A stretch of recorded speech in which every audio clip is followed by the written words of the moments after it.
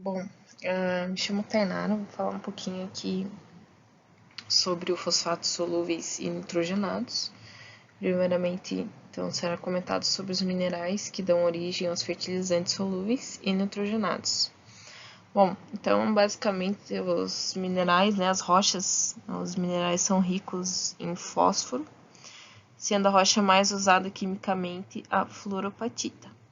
Há também rochas alternativas como a hidroxiapatita e a cloroapatita. Então aqui tem uma representaçãozinha da imagem do que são as rochas fosfáticas.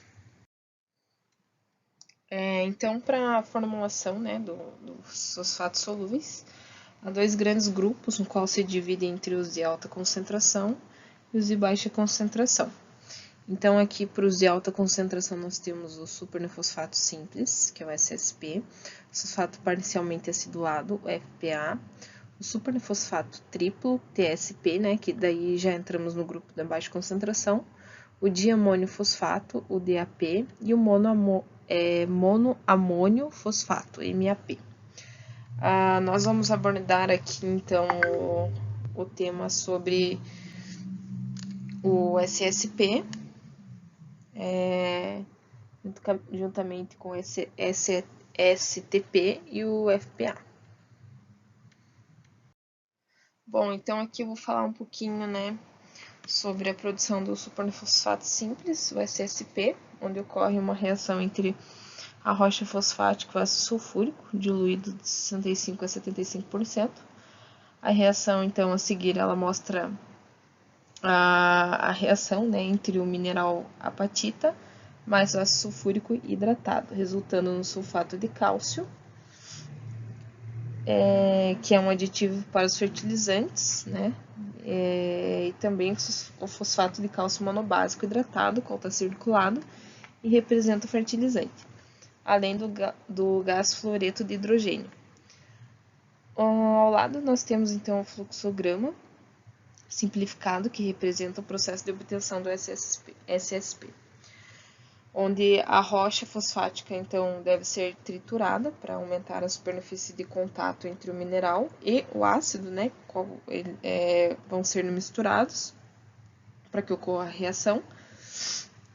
Então, juntamente ao ácido, né? O ácido sulfúrico diluído. Logo após, então, essa primeira etapa, né?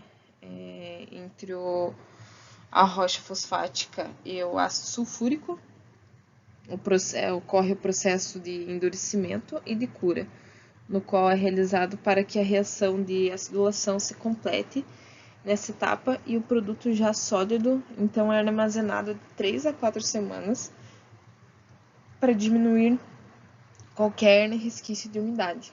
Assim, o produto pode ser granulado através de granulação a vapor, né, onde a gente está chamando aqui de combustão, pelo fluxograma, ou então ele pode ser moído e peneirado para ser comercializado na forma de SSP em pó. Aqui eu vou falar então um pouquinho sobre o supernefosfato triplo, STP, onde ocorre a reação entre a rocha fosfática e ácido fosfórico diluído, né, em 50%. A reação a seguir, então, ele mostra a reação fluoropatita mais o ácido fosfórico hidratado, resultando em fosfato de cálcio monobásico hidratado, né, que é esse que está circulado, qual está representando o fertilizante. E ao lado aqui nós temos o fluxograma, que está representando também, né, uma maneira simplificada o processo de obtenção do STP, sendo então análogo ao SSP. No entanto, para a reação ocorrer, então é utilizado o ácido fosfórico e não o ácido sulfúrico. Bom, aqui então vou falar um pouquinho, né, sobre a preparação do fosfato parcialmente acidulado, onde deve-se ocorrer uma reação entre a rocha fosfática e dois ácidos, sendo o sulfúrico e o fosfórico. Na literatura, então, a gente não encontrou valores estequiométricos ideais, né, para que a reação ocorra, mas de forma geral esse processo ele utiliza uma quantidade menor de ácido, né, para a mesma quantidade de rocha fosfática utilizada no SSP e no STP. Ao lado aqui nós também temos o fluxograma, que representa o processo de produção do FPA, sendo análogo ao processo do SSP e STP, porém utilizando os dois ácidos como reagentes, né? Não somente o ácido sulfúrico separadamente, o ácido fosfático, mas aqui utiliza-se os dois de forma conjunta. E é isso. Essa é a parte do processo produtivo para a obtenção dos fosfatos solúveis. Estes são os compostos nitrogenados que mais encontramos. Entre eles estão a ureia, o nitrato de amônia, o sulfato de amônio, nitrato de cálcio, MAP, que é o fosfato monoamônio, e o DAP, que é o fosfato de amônio. Como já foi dito, alguns compostos nitrogenados, aqui temos dois exemplos, dois diagramas de blocos de como é formado. Esse de cima é a ureia, que é a síntese do NH3 e o CO2. Aí vai para a decomposição, aonde entra calor, e aí uma parte vai para a recuperação e a outra vai para a concentração, aonde entra mais calor, tem a saída de água e a ureia. E esse de baixo é o nitrato de amônio, aonde entra NH3 e HNO3, tem a neutralização, entra a energia elétrica com a concentração, o evaporador, vai para o misturador, aí chega em granulação e a última etapa é o acabamento para que gera o nitrato de amônio. Produtores no Brasil e do mundo. Bom, a maior fabricante de fertilizantes do mundo é a canadense Nutrien, com valor de mercado de 52,3 bilhões de dólares. E o país que mais exporta fertilizantes no mundo é a Rússia, que exporta 12,5 bilhões, que equivale a 15,1% da exportação total de fertilizantes no ano de 2021. Bom, em relação aos fertilizantes nitrogenados, a canadense Nutrien é a maior produtora do mundo. Em questão dos países produtores, a China é o país maior produtor dos nitrogenados, com 29% da produção mundial, seguido da Rússia, com 10% da produção mundial. No Brasil, a ureia corresponde a 72% dos fertilizantes nitrogenados que são importados. E já o nitrato de amônio, 98% são importados da Rússia. O Brasil ele é o quarto maior consumidor de nitrogenados e a Petrobras chegou a ser a maior produtora de nitrogenados do mundo. Hoje em dia, no Brasil, possuem só 4 plantas de nitrogenados e todas elas pertenciam à Petrobras, só que 3 delas foram vendidas, foram privatizadas, inclusive a última delas foi vendida para um grupo russo e a única fábrica pertencente à Petrobras ainda, ela fica em Araucária e ela foi desativada em 2018 porque ela estava sendo deficitária. Em relação aos fertilizantes fosfatados, os maiores produtores mundiais são a China, com 39% da produção mundial, Marrocos, Estados Unidos e Rússia. O Brasil ele é o terceiro maior consumidor de fertilizantes fosfatados. E no mercado nacional, a Flusfértil detém 38,3%, a Vale 24,8%, a Bung Fertilizantes detém 14,8% e a Cooperbras tem 6,6%, que juntas elas representam 83,9% da produção nacional. Mundialmente falando, a Mosaic, uma empresa americana, ela é a maior produtora de fertilizantes fosfatados no mundo. Bom, os impactos ambientais na lavra. A supressão da vegetação, ela causa a perda de biodiversidade, emissões atmosféricas, erosão e assoreamento. A remoção, a armazenagem do solo orgânico e decapeamento causa alteração da paisagem pela interferência na dinâmica das águas superficiais, poluição das águas, emissões atmosféricas, ruídos e vibrações.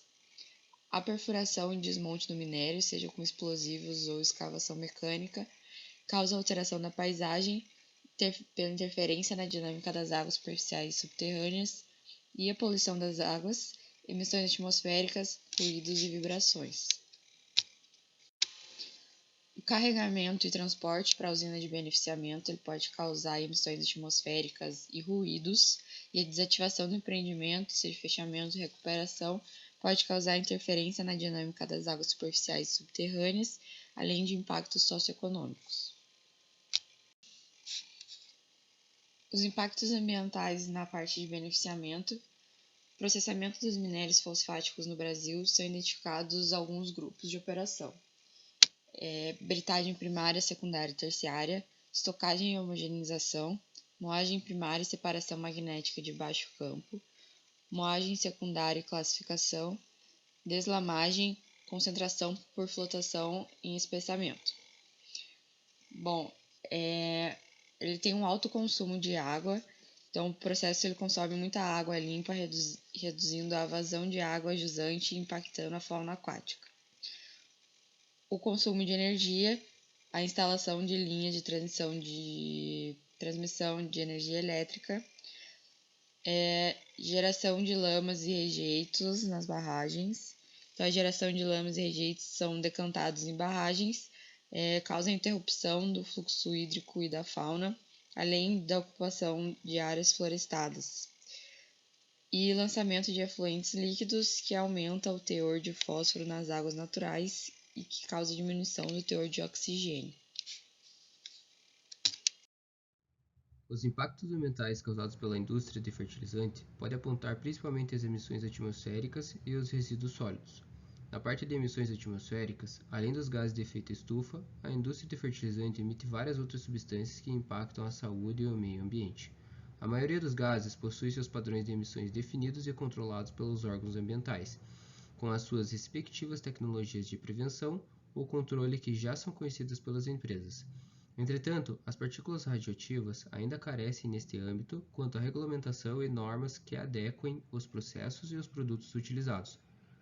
Podemos citar alguns gases que são gerados pelo processo de fertilizantes fosfatados, como o H2S, SO2 e o SO3, que geram névoa ou ainda chuva ácida.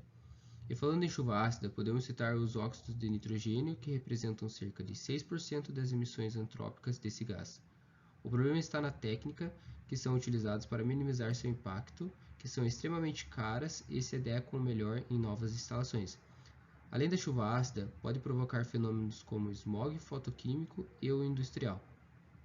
Já os resíduos sólidos gerados na produção de fertilizante, podemos citar o fosfogesso, que é um dos mais preocupantes. Ele é o resultado da acidulação do concentrado fosfático por ácido sulfúrico. Um estudo demonstrou que para cada tonelada de pentóxido de fósforo, o P2O5 são produzidos de 4 a 5 toneladas deste resíduo, o fosfogesso. A contaminação desse produto pode ocorrer pelas águas subterrâneas, poeira radioativa, exposição direta e a radiação gama. Isto ocorre principalmente por causa de sua estocagem, que é céu aberto, gerando contaminação química e radiológica. Uma notícia recente fala sobre um possível rompimento de uma barragem com rejeitos tóxicos de uma antiga fábrica de fertilizantes. Aconteceu na Flórida, onde grupos ambientalistas previam que se houvesse o rompimento, a água do reservatório poderia chegar até um rio, onde causaria uma contaminação por causa do excesso de fósforo e nitrogênios que não atendia os níveis de qualidade para águas marinhas. Também atingiria mais de 300 casas de moradores e poderia se juntar ao antigo estoque de fosfogesso, fazendo com que ocorra um desequilíbrio do ecossistema local. Foi solicitada a intervenção da Agência Nacional de Proteção Ambiental dos Estados Unidos para que fosse controlada as fissuras que já escoavam o efluente. Essa empresa foi fechada há mais de 50 anos e até hoje deixa resquícios para trás de uma má gestão ambiental.